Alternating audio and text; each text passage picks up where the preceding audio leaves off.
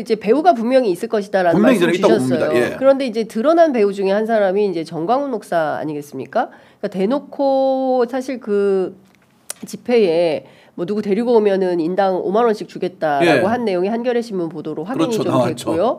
그러니까 결국에는 이제 돈으로 동원한 사람들. 근데 5만 원 받자고 저렇게 폭력을 했다가 감옥 갈 가능성이 높다는 것 정도는 상식적으로 판단을 할 텐데 그 이상의 뭔가 조직적 동원이 있지 않았을까라는 의심을 좀 하게 되는데 어떻게 보십니까? 특히 윤상현 의원은 직후에 이런 얘기를 했어요. 애국 시민들에게 감사하다. 예? 그리고 담 넘은 젊은이들은 곧 훈방이 될 것이다. 이렇게 사실상 폭동을 격려하고 치하하는 이런 상황이 벌어졌거든요. 저는 윤상현 의원이 정말 이 사람이 국민의 선출한 국회의원이 맞는지 의심까지 갑니다. 왜냐하면 이건 분명한 있지 않습니까? 윤상현 의원이 그랬습니다.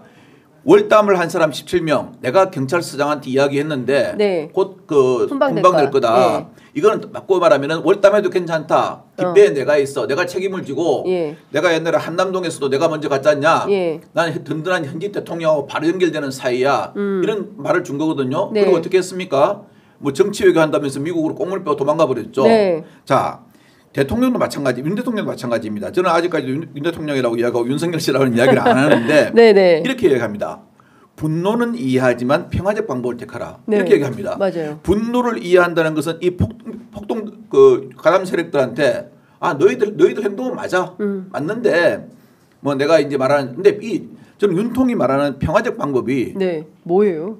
아니 본인은 비상계엄도 소위 말하는 내란죄도 평화적 방법이라고 그러지 않습니까? 그러니까요. 이거는 정광훈 목사나 이런 사람들이 말하는 거하고 똑같습니다. 극우 유튜버들이 말하는 거하고요.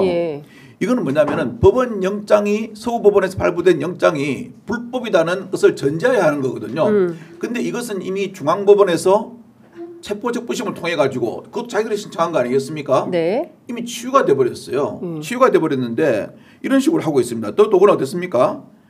자, 저는 이해가 안 가는 게 권성동 그 원내대표라는 사람이 이렇게 얘기합니다.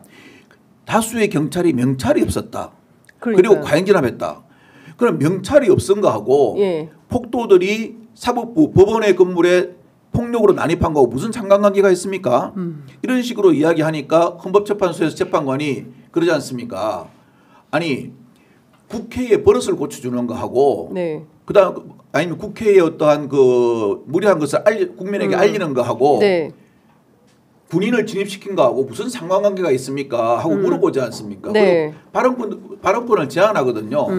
이런 식으로 소위 말하는 좀 이분도 율사 출신 아니겠습니까? 검사 출신. 예, 우길 걸 우겨야지. 속된 말로 제가 좀 이렇게 저는 뭐 법을 이 사람보다 모르겠지만 이 사람보다 저는 무식하지는 않다고 생각합니다. 이건 아주 무식한 이야기입니다. 이 말이 되는 소리입니까? 아니 뭐든지 상관관계를 따져야지. 상관관계를 안 따지고 경찰 명찰이 없다고 그러면은 아니 경찰 명찰이 없으면은 그 경찰한테 너 신분이 뭐냐고 확인하는 게 그게 상관관계가 있는 거지.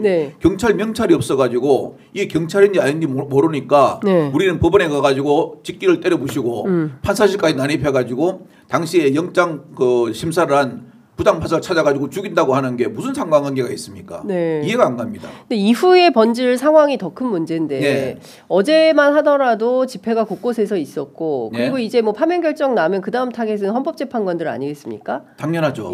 그러면 무슨 일단 이제 그 신변보호 요청 같은 거를 경찰이 한 것 같긴 한데 근데 그런 차원에서 이 문제를 해결할 건 아니고 서울도심 한복판에서 테러가 횡행하고 있는 상황인 겁니다. 이거 이대로 저는 안 될 것 같은데요. 그 다음에 또 언론사로 갈 거 아니겠습니까? MBC로 10만 명씩 모여라 뭐 이렇게 얘기를 정광훈 목사가 하지 않았습니까? 이 법관에 대한 어떠한 그 자유로운 판단을 할 수 있도록 신변을 보장하는 것도 중요하지만요. 국가가 존재하는 이유는 세 가지입니다. 첫째는 외부적으로부터 나라를 안전하게 지키는 안보입니다. 둘째는 사회의 질서를 확립하는 안전입니다. 셋째는 국민의 행복을 추구하는 행복입니다. 이게 국가가 존재하는 3대 이유거든요. 그런데 이런 폭도들이 대낮에 설치고 다니는 것을 갖다가 국가 공권력이 그만둔다. 이거야말로 이런 때야말로 윤통이 말하는 비상계엄을 해가지고 군인 경찰력을 동원해서라도 이러한 사회부질서를 바로잡아야 되는 게 국가의 기능입니다. 지금 제가 보기로는 이 상황에 대해서 어제 뭐 천대법원 행정처장이 얘기하고 이호영 경찰청장 직대가 이야기했지만 국회의장께서도 이 문제에 대해서는 반드시 엄한 처벌을 하라고 해야 됩니다. 네. 엄한 처벌을 사법부에 요구를 해야 됩니다. 네네. 간섭은 아니지만 요구를 해야 되고 여야 공이 이 문제에 대해서는 해야 됩니다. 언제 보면 여당은 하면 야당 안 될 겁니까? 그러니까요. 그리고 지금, 검찰도 마찬가지입니다. 검찰도 엄하게 처벌해야 됩니다. 예. 이 폭도들 다음에 검찰청 청사를 난입하고 돌아가지고 검사들한테는 총불을 안 겨룰 것 같습니까?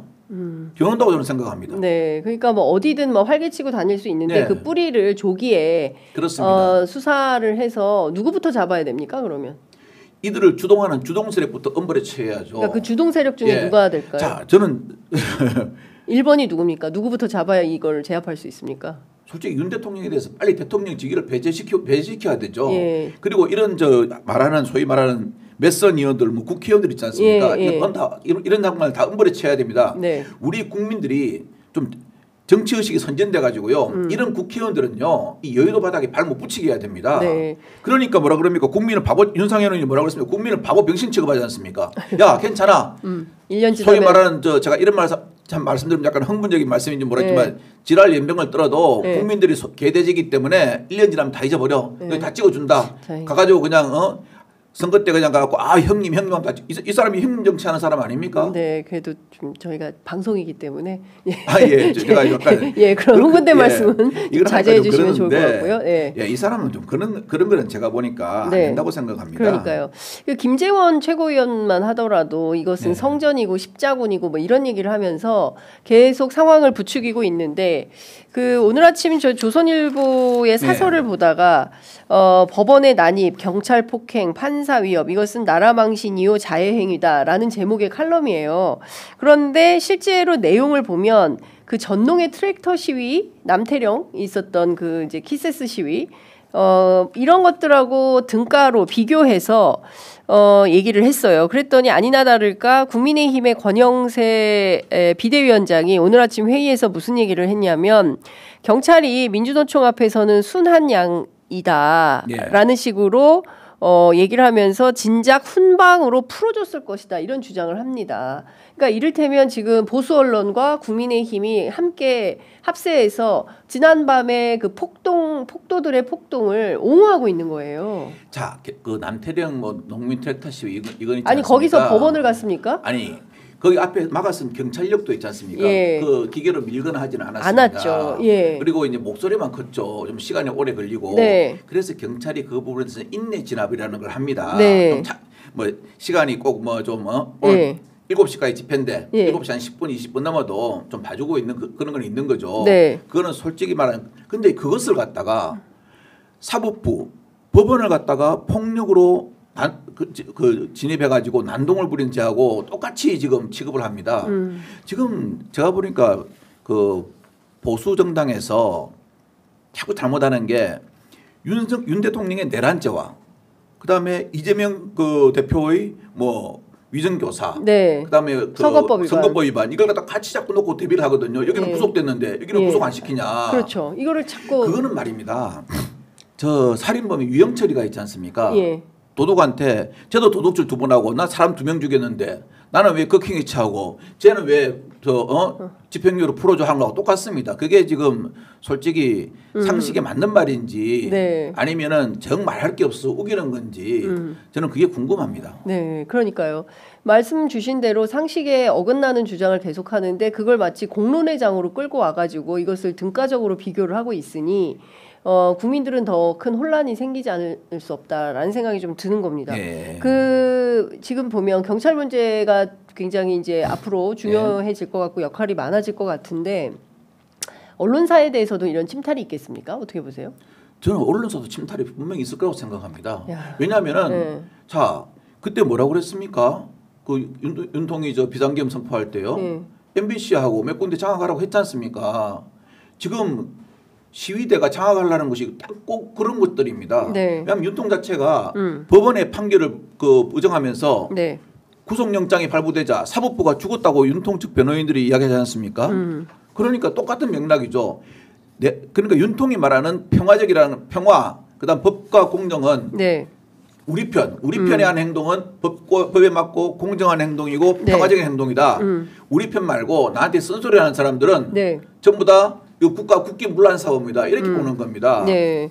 이 양반이 저는 검사 때는 그렇게 안 했던 것 같은데 네. 이상하게 변질된 것 같습니다.